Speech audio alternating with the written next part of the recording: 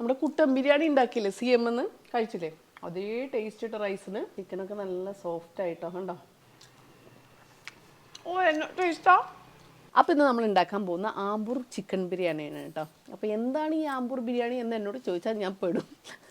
കേരള ബിരിയാണി പോലെയല്ല, കുറച്ചൊരു red colour കൂടുതലായിരിക്കും, കുറച്ച് സ്പൈസി ആയിരിക്കും. പിന്നെ ചിക്കനും റൈസും കൂടെ ഒരുമിച്ചിട്ട് വേവിക്കുന്ന ഒരു ഐറ്റമാണ്. എല്ലാവർക്കും നല്ല അടിപൊളിയായിട്ട് പരീക്ഷിക്കാം. അപ്പോൾ നോക്കുമല്ലേ. വലിയൊരു ചട്ടി വെച്ച് 250 ഗ്രാം ഓയിലും 5 ടേബിൾ സ്പൂൺ നെയ്യ് ഒഴിച്ചു. ഞാനിവിടെ ഓയിലെല്ലാം ഒഴിച്ചത് നമ്മുടെ ശുദ്ധമായിട്ടുള്ള വെളിച്ചെണ്ണ തന്നെയാണ് ഒഴിച്ചത് കേട്ടോ.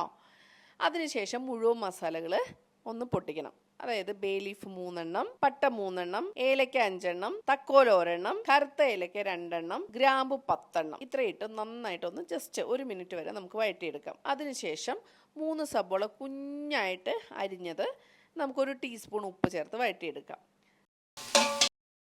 പിന്നെ തമിഴ്നാട് സ്റ്റൈല് അല്ലെങ്കിൽ കർണാടക സ്റ്റൈല് അല്ലെങ്കിൽ ആമ്പൂർ സ്റ്റൈല് ആമ്പൂർ ബിരിയാണിയാണ് ഉണ്ടാക്കുന്നത്. ബിരിയാണി പ്രാന്തന്മാർ 2 പേരുണ്ട്.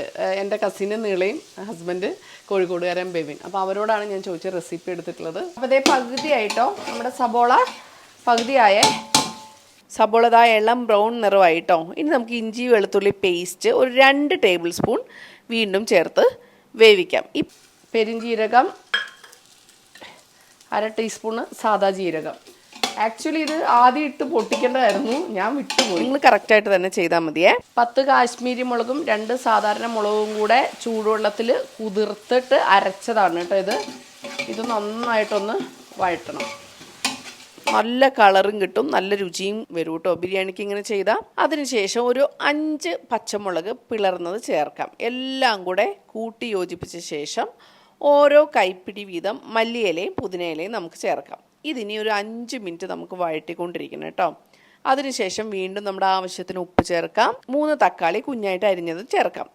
നന്നായിട്ട് ഉടയും വരെ വഴറ്റണം കേട്ടോ. ഇനി നമുക്ക് ഒരു 200 ഗ്രാം വെള്ളം കളഞ്ഞ തൈര് നമുക്കിട്ട് തിളപ്പിക്കണം. എല്ലാം കൂടെ ഒന്ന് ഇളക്കി തിളച്ചതിന് ശേഷം നമുക്ക് എന്ത് ചെയ്യണമെന്നറിയോ, ഒരു 1.5 കിലോ കഴുകി വൃത്തിയാക്കിയ ചിക്കൻ ഇട്ടിട്ട് അടച്ച് വെച്ചിട്ട് ഒരു മീഡിയം തീയിൽ 10 മിനിറ്റ് വേവിക്കണം.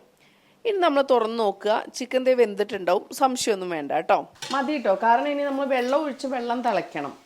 പിന്നെ അരിയുടെ കൂടി 20 മിനിറ്റ് ഇരിക്കണം, അപ്പോൾ ഓക്കെ ആവും. ഇനി നമുക്ക് 1 കപ്പിന് 1.25 കപ്പ് എന്നുള്ള രീതിയിൽ നമുക്ക് അരി ഇടണം. ഞങ്ങളിവിടെ 1 കിലോയാണ് അരി ഉപയോഗിച്ചിട്ടുള്ളത്. അപ്പോൾ അതിന് പാകത്തിനുള്ള വെള്ളം ഞാൻ ഒഴിച്ചു. അതിൻ്റെ കൂടെ ഒരു നാരങ്ങയും പിഴിഞ്ഞത് ഒഴിക്കുക. 5 മിനിറ്റ് അടച്ചു വെച്ചിട്ട് നമ്മൾ വേവിക്കണം. അപ്പോൾ തുറന്ന് നോക്കുമ്പോൾ തിളച്ചുണ്ടാവും കേട്ടോ.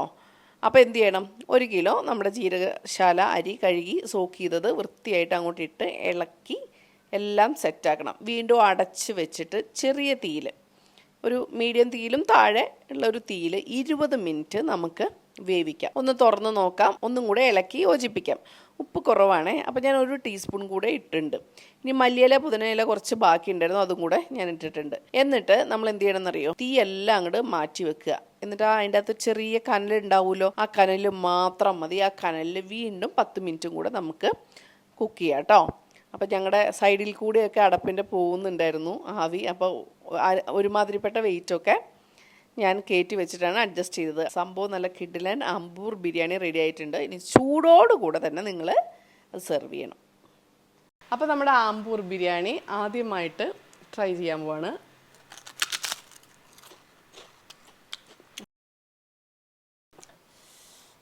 ആമ്പൂർ ബിരിയാണി റൈസ് മാത്രം. അയ്യോ, നമ്മുടെ കുട്ടൻ ബിരിയാണി ഉണ്ടാക്കിയില്ലേ CM എന്ന് കഴിച്ചില്ലേ? അതേ ടേസ്റ്റ് ഇട്ട റൈസിന് ചിക്കനൊക്കെ നല്ല സോഫ്റ്റ് ആയിട്ടോ കണ്ടോ. വെളുത്ത നിറമാണ് ചിക്കന്, റൈസും കൂടെ. ഓ എന്നാ ടേസ്റ്റാ, അടിപൊളി. ട്രഡീഷണൽ ആമ്പൂർ ബിരിയാണി എങ്ങനെയാണോന്ന് എനിക്കറിയില്ല, എനിക്ക് കിട്ടിയ റെസിപ്പി വെച്ച് ഞാൻ ചെയ്തു. പക്ഷെ തിന്നിട്ട് അമേസിങ്. എനിക്ക് എന്താ പറയുക, എനിക്ക് സന്തോഷവും കൊതിയൊക്കെ കൊണ്ട് എനിക്ക് ഭയങ്കര ഇഷ്ടമായി. അപ്പോൾ ബിരിയാണി ഉറപ്പായിട്ട് നിങ്ങൾ പരീക്ഷിക്കണം. ഞാൻ ഈ കഴിച്ച് കാണിച്ചത് സത്യസന്ധമായിട്ടാണ്, അത്രയും എനിക്ക് ഇഷ്ടപ്പെട്ടു. അപ്പോൾ ഈ ആഴ്ച ഈ സൺഡേ നിങ്ങൾ നമ്മുടെ ആമ്പൂർ ബിരിയാണി ട്രൈ ചെയ്യുക. അപ്പോൾ വീഡിയോ ഇഷ്ടമായാൽ അപ്പോൾ അതുപോലെ എന്ത് ചെയ്യാൻ മറക്കണ്ട, ഷെയർ ചെയ്യാൻ മറക്കണ്ട, നല്ലൊരു കമൻറ്റ് തരാൻ മറക്കുക വേണ്ട. ഇനി ആരെങ്കിലും നമ്മുടെ ചാനൽ സപ്പോർട്ട് ചെയ്യാൻ സബ്സ്ക്രൈബ് ചെയ്യാൻ വിട്ടുപോയിട്ടുണ്ടെങ്കിൽ ഒട്ടും മടിക്കാതെ അന്നമ്മയുടെ കൂടെ ഉണ്ടാവുക. വെറുതെ കൂടെ ഉണ്ടായാൽ പോരാ, നിങ്ങളുടെ നിർദ്ദേശങ്ങളും അഭിപ്രായങ്ങളും തിരുത്തലുകളുമായിട്ട് എൻ്റെ കൂടെ എന്നെ ഇങ്ങനെ ചേർത്ത് നിർത്തിക്കൊള്ളുക. അപ്പോൾ അടുത്തൊരു കിടിലൻ വീഡിയോ ആയിട്ട് വരുന്നവരെ നിങ്ങളുടെ സ്വന്തം അനമ്മ.